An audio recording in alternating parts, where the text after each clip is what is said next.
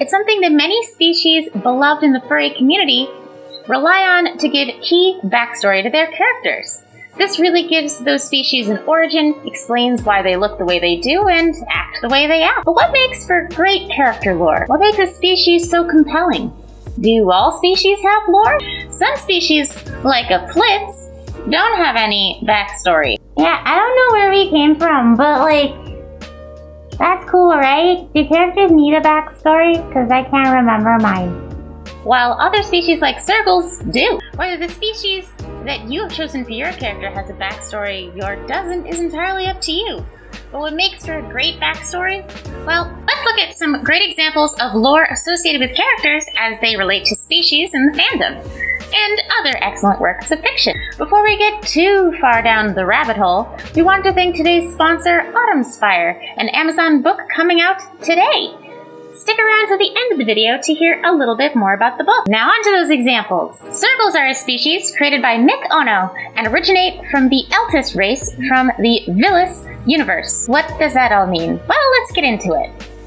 The Villis universe is a fantasy and science fiction world created by the two Japanese artists, Mick Ono and Kiki CR. The primary organism groups in Villis are divided into two broad groups, the Eltis and the Talaxians. Talaxians? I think that's how you say it. Please feel free to correct me if I goofed it up, any Sergals in chat. The cheese wedges you and I have come to love belong to the group known as the Eltis race. So what's the story here? Well, according to the official Villis website, a long time ago, people and creatures called Eltis were living on the planet. One day, an environmental catastrophe advanced to deadly proportions, and the mock-living things fabricated creatures called Talaxians came to occupy the whole planet as a new ecosystem. To keep the planet alive, the oceans and many Eltis species creatures drastically decreased. The Eltis people's bodies changed to resemble animals and divided from a single human form into three parts: Sergal, Agundar, and Nevrian. Specifically, Sergals are a race that have various features which are similar to Plural Earth's animals with a shark-like head. They are one of the three sentient and sapient of the Eltis race, who are regarded as the human existence on the planet Tal. The original species of them is known as the Northern Sergals, and there are various regional differences based on, which region they are from. So like we've seen, there are northern. There are also southern Sergals, who get civilized culture earliest by symbiosis with Agundars from early stage. Eastern Sergals, who are a mixed breed of northerners and southerners, and Western Sergals, who are an extinct race. In the modern era, nationalities such as Shigo, Riono, and Goldring take up greater importance than race or subspecies because of the sheer amount of gene mixing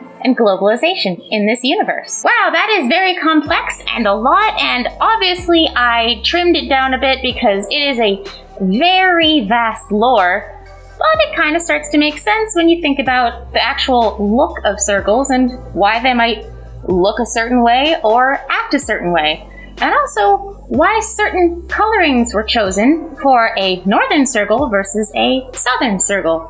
And why you probably don't see a lot of western Sergals, because they're extinct. Another popular species created by furries with a rich backstory are Dutch angel dragons. These were created by Eno of Skypro, who is also known as the mother of angel dragons and often performs as Telephone. According to the official website, the universe and everything that resides in it is comprised of energy.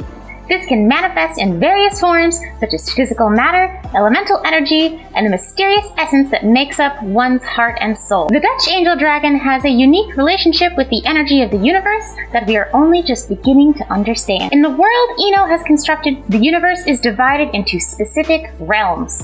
Paradise, the highest level of the realms, a place where existence is positive, harmonious, and eternal, where souls can at once be at peace. A collection of ancient entities oversees this realm to ensure balance is maintained, weaving chaos into order. Aether, the mythical realm interwoven with the physical world, but exists on a higher dimensional plane, a place where supernatural beings reside. Terra, the physical world, a place primarily occupied by humans and similar non-supernatural life forms. And finally, Abyss, the realm of negative energy, that is the complement to paradise, a place where souls remain distraught and tormented, always reside here, always in conflict. It is the opposite of peace, and an ancient presence oversees this realm, fulfilling the role of balancing the universe by weaving order into chaos to continue the cycle of life. Damn, that is quite a lot for a very cute species, but let's keep going. Specifically, Dutch angel dragons are said to primarily live in the aether or abyss,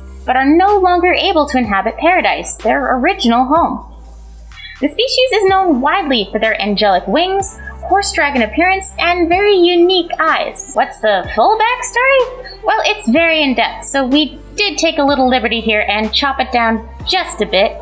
But here's some major points you might want to keep in mind. Sometime in the ancient past, there were no realms like Terra, Abyss, or Paradise, but instead a congregation of all types of energy, and beings existed in one unified realm. But this proved too difficult to maintain and properly balance. It seems that a drastic shift in the balance of power occurred, and it caused the world to split into several realms that exist today in an explosion of energy that ripped apart the universe. A large conflict formed as the abyssal realm was created, and as some of the dragons were drawn to this realm, they were led astray. After the conflict, Dutch angel dragons were found to be unfit to live in paradise and were banished. There's much more detail on the official page. I'd like to point that out, but these are just some of the notable points to keep in mind of why Dutch angel dragons aren't allowed in paradise, and why they're typically in aether and abyss. But there is a ton more detail on the website, and I didn't want to get into too much of it, just, so this wasn't a 4.5 long hour video.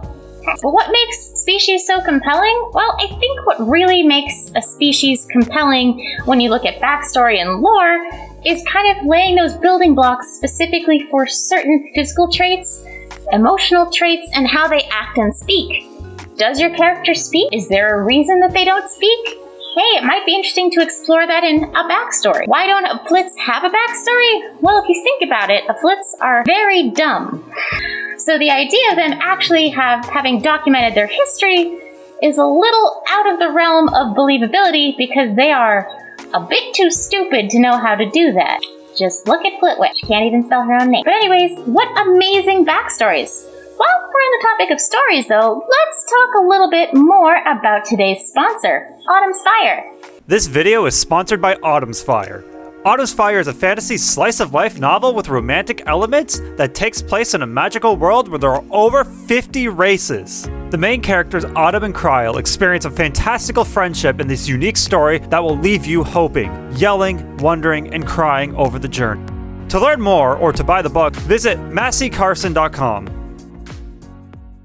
Anyways, thank you guys so much for coming to check out today's video. If you'd like to support me, I do have a Patreon, which the link is in the description. Or if you're into gaming, come watch me on Twitch. It's twitch.tv/Ragehound. Otherwise, I'll see you guys in the next video and hope you have a great day. Alright, bye! Lost my cursor? Oh, there we